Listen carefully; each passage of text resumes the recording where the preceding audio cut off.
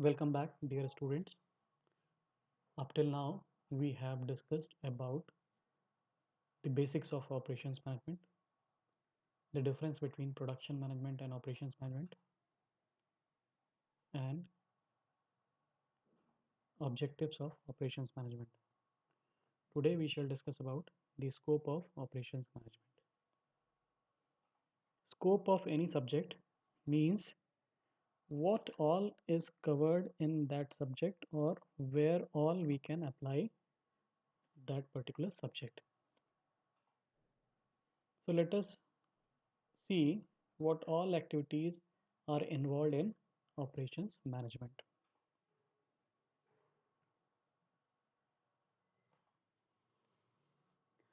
These are the different activities which form part of the operations management, which are covered in operations management. So we shall discuss them one by one. Let us first take the product design. After the marketing team conceptualizes the product, a basic design, when they conceptualize the product, it is like an idea. Now this idea need to be converted into a design. So the product design team, what they do is they fix the different specifications or features of the product, and they come up with a prototype of the product. Now let us understand it with an example. When Ratan Tata expressed his desire that he wants to come up with a Laktakia car, or in other words, we call it Nano. He called it Nano. When he expressed his desire that he wants to come up with a Nano car, which will cost only 1 lakh rupee. So his product design team of Tata Motors, they started to work on the design of the Tata Nano car. What all they had to decide when they were making the design of the car, they had to decide that what will be the size of the car, how this car will look like, what will be the aerodynamic design of the car, what will be the size of the wheels, what will be the dimension in terms of the length, width, and the height of the car, what material will be used in making the car, what will be the seating capacity of the car, how many doors will be there in the car, where would they place the engine, whether there will be an air conditioner or not, how many wipers will be there, what will be the whether this seat will be flexible or not, whether it will be a fixed seat or it will be a movable seat. All those decisions were to be taken with regard to the car. So they have decided each and every specification of the car, and that is what is called product design. So in operations management, it involves designing of the product. The different decisions with regard to the features and specification of the product are taken here. Then comes the process design. In the process design part,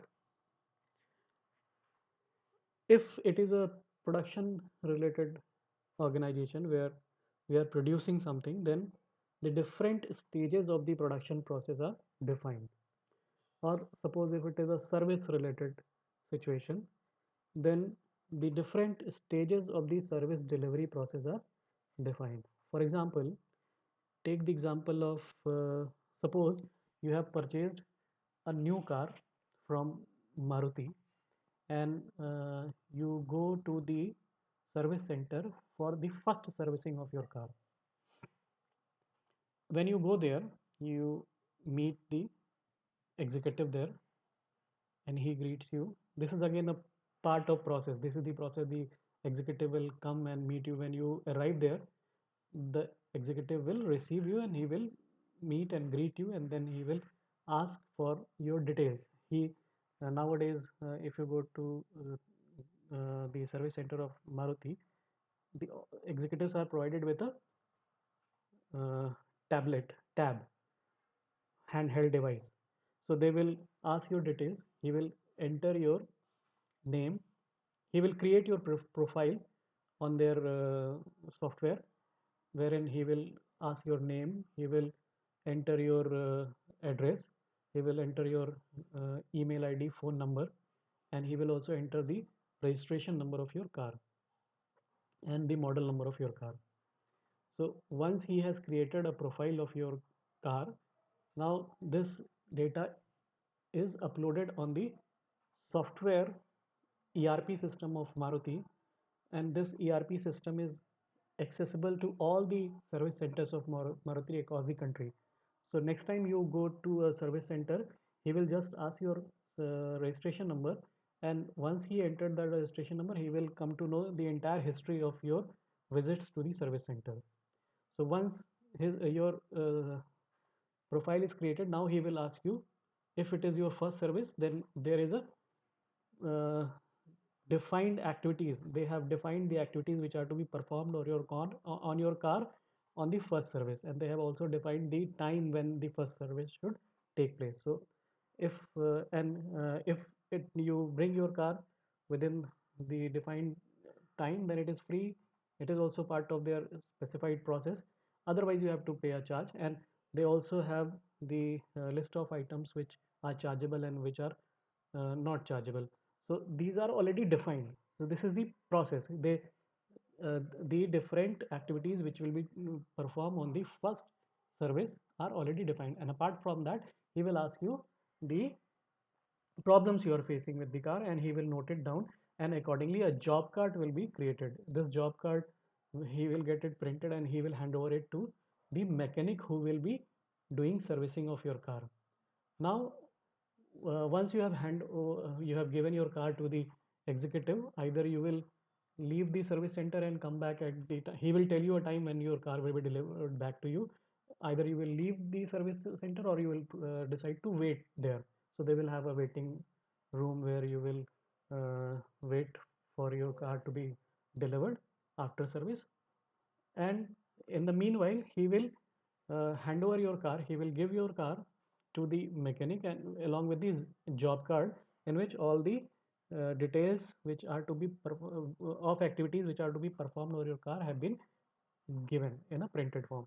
Now the uh, mechanic will refer to those activities, predefined activities, and he will perform those activities one by one, and then they have a entire setup where the car will move from one station to other station, and there might be different person at different stations, and ultimately moving through all these stations, your car will come to the washing area, where after washing, and then it will be wiped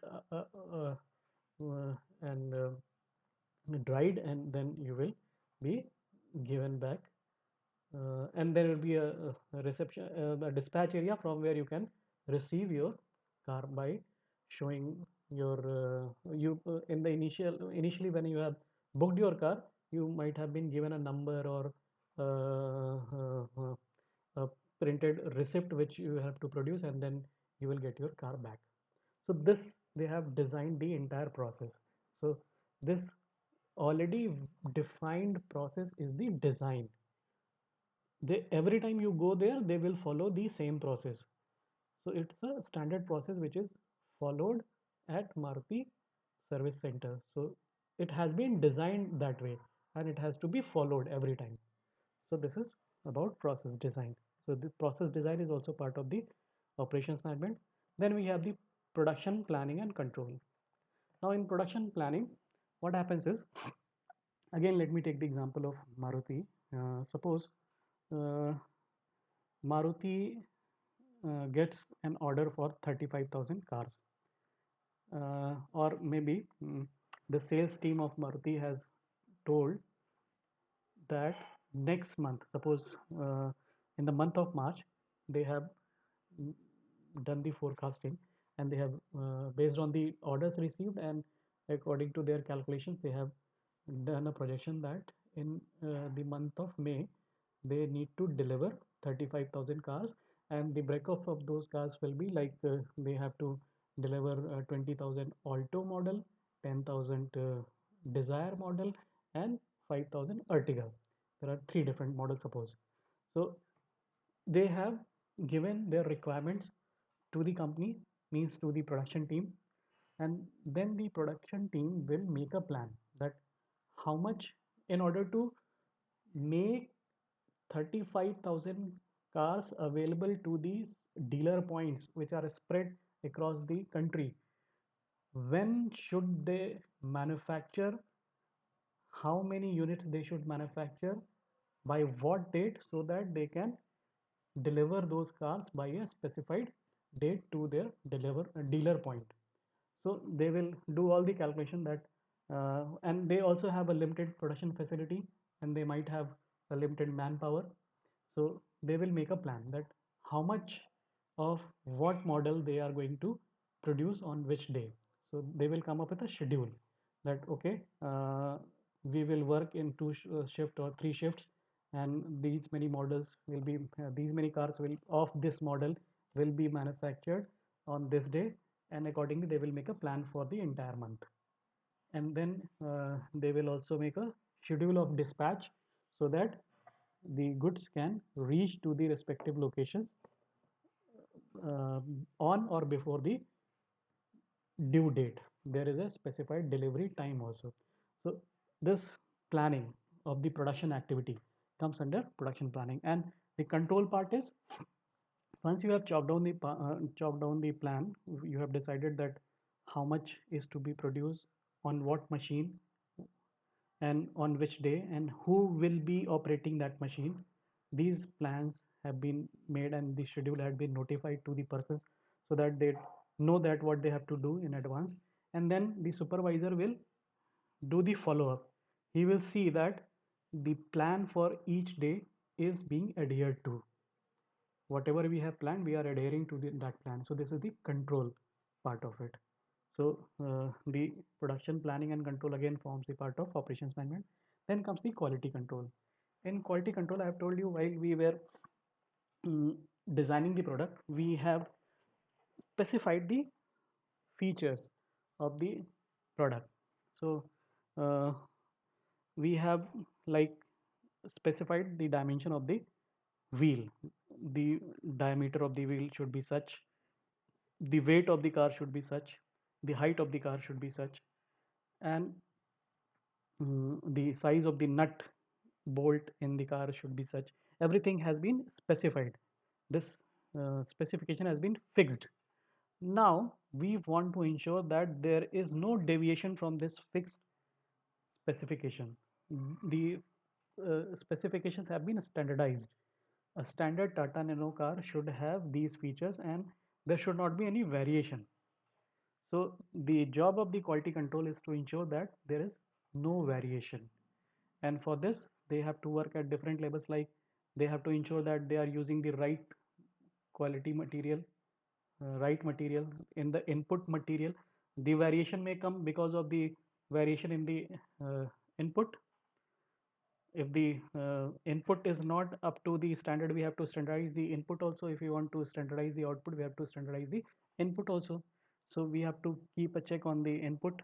We have to specify what type of material should go in the production, and while we are receiving the material, we have to check the quality, that there is no variation from the standardized or specified standards. Then the transformation process, it should also be standard. We should follow the same process again and again. So again, it need to be checked that there is no variation in the transformation process.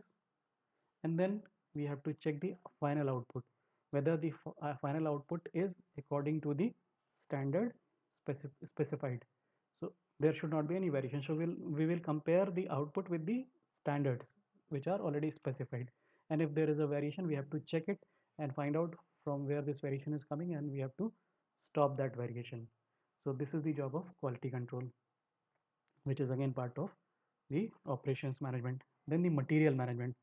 I've told you, if we have received the order of say three models of Maruti, the Ertiga, the Alto, and the Swift Desire. So the and we also have the product design, wherein we know that what type of material we need to manufacture a particular model of car. So, and we also have the production plan in hand, wherein we know that how many cars we have to manufacture and deliver by a specified date. So we can assess our material requirement, how much of the material is required. For example, how many tires of what size are required, how many wind screens are required, how many mirrors of what size are required, how many keys, ignition keys are required, of, and how many steerings are required, how many air conditioners are required, how many doors are required, how many pedals are required, how many seats are required, of what model. So we know how much raw material we need, how many components we need. So accordingly, we have to make a plan that those raw material and components are available at the time of production. And for that, we need to place order to our vendors and supplier. We need to purchase those material, and also we have to make such arrangement that we do not block much of our capital in inventory, and we have to make such arrangement that we don't end up keeping a lot of inventory and blocking our money. Rather, we should make a continuous flow. We should ensure that we can uh, cost effectively manage our inventory, where we don't fall short of the material also, and we do not have excess material, unnecessary excess material. So we need to strike a balance. So we have to formulate a policy for that. So this all comes under material management, purchasing the right material in right quantity, and ensuring that right material is available at right time. So this is part of material management, which comes under the scope of operations management. Then we have the maintenance management. In the production process, we use a lot of machineries, and those machinery, they we know that there happens to be wear and tear, and we cannot afford to have a breakdown, or if our machines are not properly maintained and they do not function properly, so the system may come to halt, and the idle capacity will cost us dearly, because our process cycle will stop and our money will be blocked. So we will not and we will not be able to meet our deadlines, delivery deadlines, and that may lead to loss of orders and loss of goodwill in the market. So we need to ensure that the production process remains uninterrupted, and for that we need to uh, ensure that the machines are properly maintained. So we can uh, make a maintenance policy, where we can define the regular uh, periodic, we can ensure for the periodic maintenance, where we can define the time when the machine should be maintained, or when we can stop the production, stop the process, and do the maintenance work, where we can do the repair and servicing of the machines. And then mm, who will perform the maintenance, and how it will be done. All those policy and procedures, when we define it, it comes under maintenance management. Then another very important decision is related to location of facilities. Here we can, if we are thinking about the production related organization, then the plant location decisions. And if we are thinking about the service organizations, then it is the location of the offices, branches, or customer touch points. So this is again very important. For example, where to locate our plant. So when we take a decision of plant location of the plant, it is a long-term decision, because we'll be erecting plant there, so we'll be making capital investment, and we cannot just move our plant from here to there. So it is a very important and strategic decision which has long term implication, and that has to be taken with a lot of care. And here we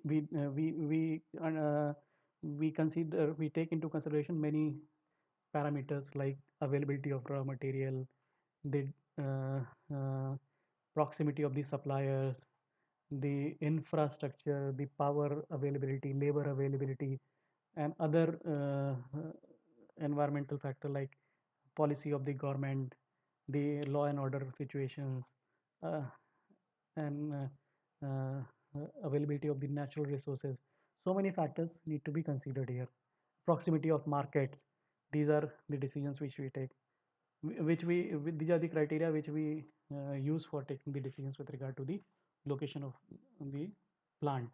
And similarly for the service locations or the uh, customer touch points, like I have taken the example of Maruti. So how many service stations they should have and where their service stations should be located, they need to take this decision. Branches of the banks, whether how many branches they should open, and whether it should be in urban areas or rural areas, what should be the location of the bank so that it can cater to the customers, maximum number of customers or a particular type of customers.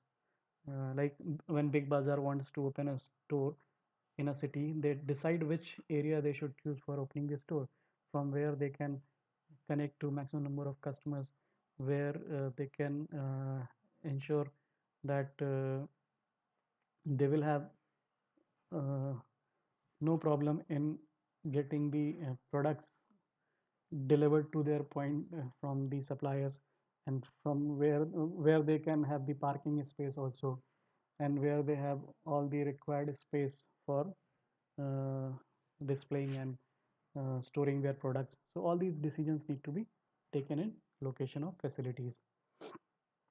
Like banks, they decide where they should open their ATMs.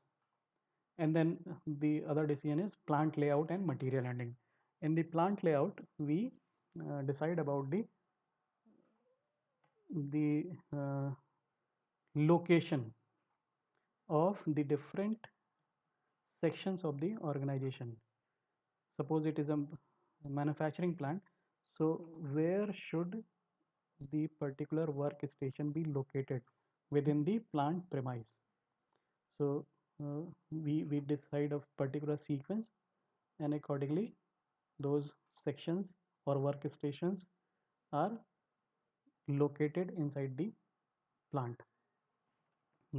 For example, first of all, we need to receive the raw material. So in most of the factories, they decide the layout in such a way that they provide for the space for receiving the raw material. Then they have where the trucks will come and they can be unloaded, and then they keep them in a storeroom. The raw material is kept in at one end of the uh, plant, and then from there they move, they are unloaded and they are moved to the different processes. And suppose they have a assembly line. Suppose you all have visited to Parleji plant, where you have seen that the raw materials like sugar, like wheat, they are stored at one place, and from there they are moved to the production area, where the different machines are arranged in a particular sequence. First of all, there is a mixture wherein they mix all, mixing area where they mix all the raw material, and then there is a um, kneading area where they knead the raw material, and then it moves to the baking section, where uh, the the biscuits which have been given a shape in they have a section where there are different uh, dies, where the machine gives a shape to the dough, and then it moves to the baking area where it is heated at a certain temperature, and that baking area is a very long area.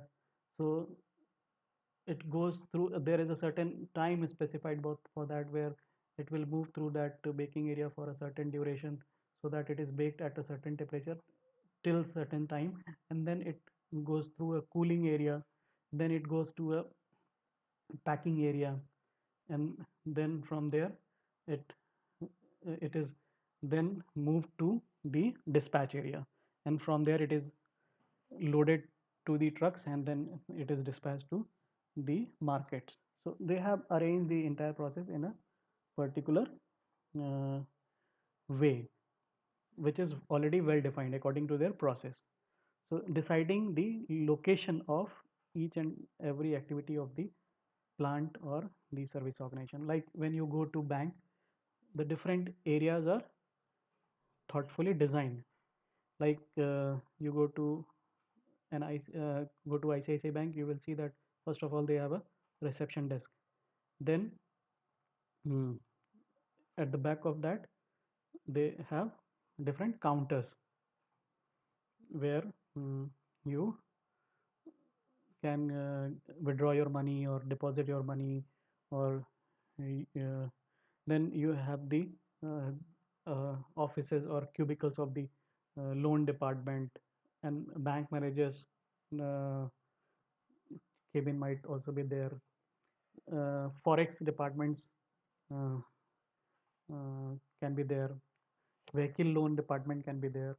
So they all have been situated or located at a particular place inside the premise.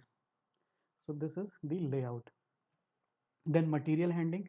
Material handling means the physical movement of the goods inside the factory. Like we use different equipments like forklift, the pallet, the trolleys, for moving the raw material and finished goods from one place to other place. And we do loading, unloading of the material, storing of the material is done. So receiving, moving the material from one station to other station, or from storage location to the work location, to the assembly point, and the use of different equipments, like the rails, like the pallet, like the forklift, like trolley. All these are part of material handling. Loading, unloading, this is all part of material handling. So these are the different activities which are performed in the operations management. These are, this is not the all inclusive list.